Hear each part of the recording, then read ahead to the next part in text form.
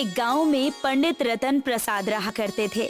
उनके परिवार में उनकी पत्नी आशा और उनका 10 वर्षीय पुत्र रमन था। रतन प्रसाद का परिवार और वो स्वयं गणेश जी के बहुत बड़े भक्त थे, मगर उनकी आर्थिक स्थिति काफी खराब थी। एक दिन पंडित रतन प्रसाद मंदिर से घर जा रहे थे कि तभी गांव के मुखिया, जो कि एक क्रूर और बुरे स्वभाव का व्यक्ति था, उनका रास्ता रोककर खड़ा हो गया। क्या हाल चाल है पंडित जी? सब कुशल मंगल तो है? सब गणेश जी की कृपा है मुखिया जी। और बताइए, आपके क्या हाल चाल है? तुम और तुम्हारा परिवार काफी वर्षों से गणेश जी का भक्त है, लेकिन अभी तक गणेश जी की कृपा तुम पर नहीं हुई। अपने अपने देखने का नजरिया है मुखिया जी। कितनी बार कहा है तुमसे पंडित जी कि भगवान की भक्ति में कुछ भी नहीं रखा, लेकिन तुम हो कि मेरी बात मानते ही नहीं। ये कैसी बातें कर रहे हैं आप मुखिया जी? आप तो बिल्कुल नास्तिक जैसी बातें कर रहे हैं। आज का दौर नास्तिकों का ही दौर है। तुम मुझे एक बात बताओ, तुम्हारे परिवार में 2 दिन से भोजन नहीं बना, तुम्हारी पत्नी और तुम्हारा बेटा भूखे मर रहे हैं, तो क्या गणेश जी ने तुम्हारी सहायता की? नहीं ना? लेकिन मुझे पूरा विश्वास है कि गणेश जी एक न एक दिन मेरे परिवार की सहायता जरूर करेंगे। वो अपने हर भक्त की सहायता करते हैं। जिस तरह से तुम्हारे परिवार के हालात चल रहे हैं, उस तरह से तो तुम्हारा विश्वास मुझे खोखला नजर आता है पंडित जी। मेरा विश्वास खोखला है या ठोस, इस बात को तो गणेश जी ही जानते हैं। देखो पंडित जी, अभी मेरी बात को मान लो। मेरा ऑफर तुम्हारे लिए अभी भी खुला हुआ है। मंदिर में गणेश जी की प्रतिमा लगी हुई है। उस प्रतिमा में एक कीमती हीरा जड़ा हुआ है, जिसकी कीमत बाजार में लाखों रुपए की है। तुम उस हीरे को निकाल कर मुझे दे दो, मैं तुम्हें उसकी अच्छी खासी कीमत देने को तैयार हूँ। क्या तुम्हें ये बात करते हुए जरा सी भी लज्जा नहीं आती मुखिया? तुम इस गांव के मुखिया हो, लोग तुम्हारा कितना आदर और सम्मान करते हैं, तुम पर कितना विश्वास करते हैं। अगर उन्हें पता चलेगा कि तुम मुझे चोरी करने के लिए बोल रहे हो, वो भी भगवान के मंदिर में। मुझे इन लोगों से कोई फर्क नहीं पड़ता पंडित जी, मुझे तो सिर्फ धन से ही प्यार है। बोलो, मेरा साथ दोगे या नहीं दोगे? किसी भी कीमत पर नहीं मुखिया। सोच लो पंडित जी, कुछ दिनों बाद गणेश चतुर्थी का त्योहार आने वाला है। उस दिन गणेश जी को मोदक का भोग चढ़ाया जाता है और तुम हर वर्ष मंदिर में गणेश को मोदक का भोग चढ़ाते हो। मैं तुम्हारी ऐसी हालत कर दूंगा कि तुम्हारे पास मोदक बनाने के लिए भी धन नहीं होगा। तुम इस बात को कभी नहीं समझ पाओगे मुखिया कि भगवान भोग से नहीं बल्कि अच्छे कर्मों से प्रसन्न होते हैं। इतना बोलकर रतन प्रसाद अपने घर की ओर बढ़ गए और मुखिया क्रोध भरी नजरों से रतन प्रसाद को जाता हुआ देखता रहा। कुछ ही देर में मुखिया के 2 साथी अभिमन्यु और अनिरुद्ध आकर मुखिया से बोले, क्या हुआ मुखिया जी? वो पंडित माना कि नहीं माना? मैंने उसे हर तरह का लालच देकर देख लिया, लेकिन वो टस से मस नहीं हो रहा। और मेरी समझ में ये नहीं आता कि हम गणेश की प्रतिमा से वो हीरा क्यों नहीं चुरा सकते। गणेश की प्रतिमा मंदिर के कमरे में रखी हुई है और उस कमरे की चाबी रतन प्रसाद के घर पर है। अगर उस कमरे का ताला तोड़कर तुम दोनों ने चोरी का प्रयास भी किया, तो ये रतन प्रसाद गांव के लोगों के सामने हमारी पोल पट्टी खोल देगा और ये आस्था का मामला है। गांव वाले लाठी डंडों से मार मार कर सबकी जान ले लेंगे। तो फिर क्या हम ऐसे ही हाथ पर हाथ धरकर बैठे रहें? बड़ी मुश्किल से तो मैं एक विदेश का व्यापारी आपके पास लेकर आया था। चिंता मत करो अनिरुद्ध, मेरे दिमाग में कुछ है। गणेश चतुर्थी को कुछ ही दिन बाकी रह गए हैं। आप क्या करेंगे? इस पंडित की भक्ति को इसके दिल से ही समाप्त कर दूंगा। देखता हूँ गणेश इसकी मदद करते हैं या नहीं। इधर रतन प्रसाद अपने घर में गए। उन्होंने देखा कि उनकी पत्नी और उनके पुत्र गणेश जी की मूर्ति के सामने भक्ति में लीन थे। ये देखकर रतन प्रसाद की आंखों में आंसू आ गए। अपने पति की आंखों में आंसू देख आशा उनके पास आकर बोली, क्या बात है जी, आज आप कुछ परेशान से लग रहे हैं। मैंने इससे पहले आपकी आंखों में आंसू कभी नहीं देखे।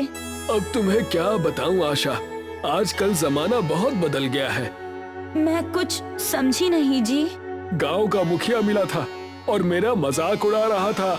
बोल रहा था कि तुम्हारा परिवार गणेश का इतना बड़ा भक्त है, फिर भी 2 दिन से भूखा मर रहा है। गांव के मुखिया को कौन नहीं जानता। आप भी किन किन बातों में आ जाते हैं।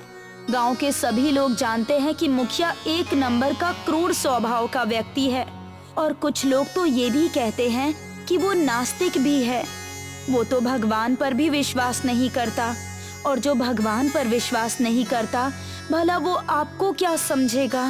तुम्हारी इन्हीं बातों से मेरे अंदर शक्ति आ जाती है और मुझ में हालातों से लड़ने के लिए हिम्मत और हौसला आ जाता है। तभी रतन प्रसाद के पास उनका पुत्र रमन दौड़ता हुआ आकर बोला, पिताजी, गणेश चतुर्थी का त्योहार आने वाला है। मैं इस बार गणेश जी को देसी घी और खोए से बनाया हुआ मोदक प्रसाद में चढ़ाऊंगा। रमन की बात सुनकर रतन प्रसाद की आंखों में दोबारा आंसू आ गए। वो अपनी पत्नी की ओर देखकर बोले, मुझे इसी बात की चिंता खाए जा रही है आशा कि हमारी आर्थिक स्थिति इतनी बुरी चल रही है, तो इस बुरी आर्थिक स्थिति में मैं इस वर्ष गणेश चतुर्थी में गणेश जी को मोदक चढ़ा भी पाऊंगा या नहीं। चिंता मत कीजिए जी, तब तक कोई ना कोई इंतजाम हो जाएगा। फिलहाल तुम दोनों 2 दिन से भूखे हो। मंदिर में जो भी प्रसाद आता है उस प्रसाद को मैं और गरीबों में बांट देता हूँ, लेकिन गणेश जी की पता नहीं क्या लीला है कि मेरा ही परिवार भूखा है। अपने मुंह से ऐसी बातें मत निकालिए, अपने विश्वास को कमजोर मत होने दीजिए। आशा ने इतना बोला ही था कि तभी रतन प्रसाद का दरवाजा कोई खटखटाने लगा। रतन प्रसाद ने जैसे ही दरवाजा खोला, एक व्यक्ति हाथों में थाली लिए हुए खड़ा था। कौन हो तुम? इस गांव के तो नहीं लगते। जी, आपने बिल्कुल सही पहचाना। मैं इस गांव का व्यक्ति नहीं हूँ। क्या है कि मैं सुखिया चाचा का दूर का रिश्तेदार हूँ। सुखिया चाचा ने आज कुछ लोगों की दावत की थी। उन्होंने बहुत सारा भोजन बनवा लिया था, मगर मेहमान आए ही नहीं। भोजन कहीं खराब ना हो जाए, इसी वजह से वो सारा भोजन गांव में बंटवा रहे हैं। मैं वही भोजन आपको देने आया हूँ। सुखिया चाचा का नाम सुनकर रतन प्रसाद ने वो थाली ले ली, क्योंकि रतन प्रसाद सुखिया चाचा को अच्छी तरह से जानते थे। वो व्यक्ति वहाँ से चला गया। देखा आपने, जरूर गणेश जी ने हमारी सहायता की है। इतना कहकर वो तीनों भोजन करने लगे। भोजन करने के बाद रतन प्रसाद, रमन और आशा गहरी नींद में सो गए। तभी उनके घर में अनिरुद्ध और अभिमन्यु घुस आए। तेरे दिमाग का जवाब नहीं अनिरुद्ध, तूने तो मुखिया की खोपड़ी को भी फेल कर दिया। इस पंडित को तो बिल्कुल भी शक नहीं हुआ कि ये थाली सुखिया ने नहीं बल्कि तूने भिजवाई थी। वैसे तूने भोजन में कहीं जहर तो नहीं मिला दिया? पागल हो गए हो क्या? मैंने इसमें बेहोशी की दवाई मिलाई है। अगर मुखिया की बातों में रहेंगे तो वो हीरा हमें कभी नहीं मिलेगा। चलो जल्दी से मंदिर के कमरे की चाबी ढूंढते हैं। ये रही चाबी। देर मत कर, आज रात उस गणेश की प्रतिमा से वो हीरा निकाल लेते हैं। इतना कहकर वो दोनों वहाँ से चले गए और चुपके से मंदिर के अंदर प्रवेश कर गए। अनिरुद्ध और अभिमन्यु ने बड़ी चालाकी से कमरे का ताला खोल दिया और गणेश की प्रतिमा के सामने खड़े हो गए। वो हीरा गणेश की प्रतिमा में अंधेरे में चमक रहा था। अनिरुद्ध और अभिमन्यु ने उस हीरे को निकालने का बहुत प्रयास किया, मगर लाख कोशिश करने के बाद भी वो हीरा नहीं निकला। अरे यार, ये हीरा तो निकल ही नहीं रहा। अब क्या करें? चिंता मत कर, ये गणेश की प्रतिमा इतनी बड़ी और इतनी भारी भी नहीं है। एक काम करते हैं, इस प्रतिमा को अपने साथ ले जाते हैं। और जब गांव वालों को पता लगेगा तब? अरे गांव वाले तो यही जानते हैं ना कि चाबी तो पंडित के हाथ में है, आरोप उसी के ऊपर लगेगा।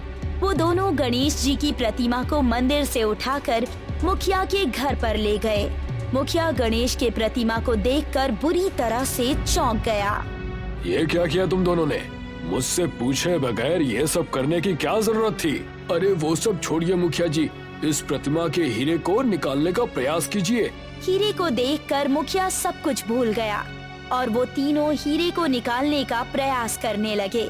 और प्रयास करते करते ही वो तीनों कब गहरी नींद में सो गए, उन्हें पता ही नहीं चला। अगली सुबह जब उनकी आँख खुली तो गणेश जी की प्रतिमा वहाँ से गायब थी। गणेश की प्रतिमा कहाँ गई? मुझे क्या पता कहाँ गई। मुझे तो ये भी नहीं समझ में आ रहा कि हम तीनों को नींद कैसे आ गई। अरे तो जाकर पता करो कि मूर्ति कहाँ गई। कहीं ऐसा ना हो कि गांव वालों को पता लग गया हो। अगर ऐसा हुआ तो तुम्हें अंदाजा भी नहीं है कि हम तीनों के साथ ये गांव वाले क्या करेंगे। मुखिया की बात सुनकर अभिमन्यु और अनिरुद्ध पूरे गांव में चक्कर लगाने लगे। तभी उन दोनों की नजर रतन प्रसाद पर पड़ी। वो दोनों रतन प्रसाद के पास पहुंचकर बोले, कहाँ से आ रहे हैं पंडित जी? गणेश चतुर्थी कल है ना, तो गणेश की प्रतिमा की साफ सफाई कर रहा था। रतन प्रसाद की बात सुनकर अभिमन्यु पूरी तरह से चौंक कर अनिरुद्ध की ओर देखने लगा। मजाक कर रहे हैं क्या? अरे मजाक क्यों करूँगा। रतन प्रसाद उन दोनों को मंदिर के उस कमरे में ले गए। कमरे का नजारा देखकर अनिरुद्ध और अभिमन्यु की आंखें हैरत से फटी की फटी रह गई। गणेश जी की प्रतिमा मंदिर के कमरे में वैसे ही खड़ी हुई थी जैसे कि कल रात को खड़ी हुई थी। वो दोनों चुपचाप वहाँ से चले गए और मुखिया के सामने आकर खड़े हो गए। क्या हुआ, कुछ पता चला? अभिमन्यु और अनिरुद्ध ने सारी घटना मुखिया को बताई। जरूर ये सब कुछ रतन प्रसाद का किया धरा होगा। जाओ जाकर आज रात रतन प्रसाद के घर से सारा सामान चोरी करके ले आओ। देखता हूँ कि सुबह गणेश की प्रतिमा के सामने मोदक का प्रसाद कहाँ से चढ़ाएगा। इधर आशा अपनी गुल्लक से निकालकर कुछ पैसे गिन रही थी कि तभी रमन दौड़ता हुआ आशा के पास आकर बोला, अरे माँ, ये पैसे आपने गुल्लक में छुपा रखे थे? नहीं बेटा, कल गणेश चतुर्थी है ना, और तुम्हारे पिताजी गणेश जी को हर साल मोदक का प्रसाद चढ़ाते हैं। कल सुबह हम देसी घी और खोए का बना हुआ मोदक प्रसाद में चढ़ाएंगे। मगर उस रात में अनिरुद्ध और अभिमन्यु चुपके से उन दोनों के घर में घुस गए और उनके घर का सारा सामान पैसे सहित चुरा ले गए। अगले दिन घर का सफाया देखकर आशा बुरी तरह से रोने लगी। तभी रतन प्रसाद आशा से बोले, चिंता मत करो आशा, शायद गणेश जी हमारी परीक्षा ले रहे हैं। जरूरी नहीं कि मोदक का प्रसाद देसी घी और खोए का ही चढ़ाया जाए। पहले मोदक चावल के आटे का बनाया जाता था। वो सामने देखो, वो चोर थोड़े से चावल छोड़ गए। तुम उन्हीं का मोदक बना दो। आशा ने चावल के आटे का मोदक का प्रसाद बना दिया। रतन प्रसाद मंदिर में उस प्रसाद को लेकर पहुंच गए। मंदिर में सभी लोग जमुना प्रसाद का इंतजार कर रहे थे कि तभी वहां पर मुखिया अपने दोनों साथियों के साथ हंसता हुआ आकर बोला, ये क्या पंडित जी, चावल के आटे का मोदक बना कर ले आए? तुम तो गणेश जी के बहुत बड़े भक्त हो। तुम्हें तो देसी घी और खोए का मोदक का प्रसाद बनाकर लाना चाहिए था। रतन प्रसाद कुछ नहीं बोले। उन्होंने वही भोग गणेश जी को चढ़ा दिया। मगर अगले ही पल उस प्रसाद के ऊपर सफेद रंग की किरणें फूटने लगी और देखते ही देखते वो मोदक का प्रसाद हीरे के मोदक में परिवर्तित हो गया। इस चमत्कार को देखकर मंदिर में मौजूद सभी लोगों की आंखें हैरत से फटी की फटी रह गई।